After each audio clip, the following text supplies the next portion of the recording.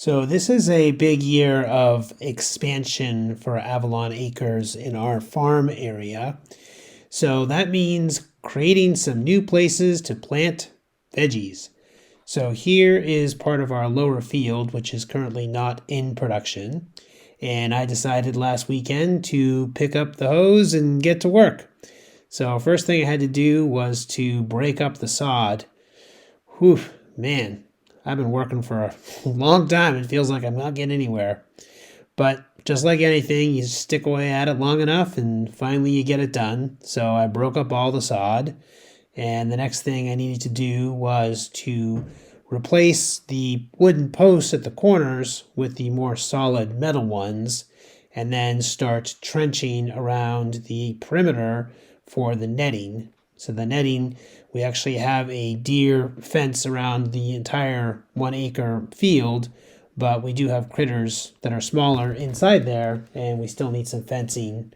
So like a fence within a fence. So it's best to put the netting up and then kind of bury it around the perimeter. So that's what I did. And then I zip tied it on, and we're getting pretty close. I usually put a door on that's like a plastic netting, a little bit more butch than the just deer netting on the sides. So then the next thing I needed to do was to get the rake out and rake it all to make it even and also get up even more roots and sod, which I did. And then the next thing was to put the rows in, which is fairly easy to do once you've broken up everything. So then I can put the seeds in, and I do drop those in by hand. Everything I do by hand because just don't really feel right using mechanized equipment on the earth. And then the final thing was to put up the Agribon to protect the greens from the flea beetles and caterpillar worms and stuff like that.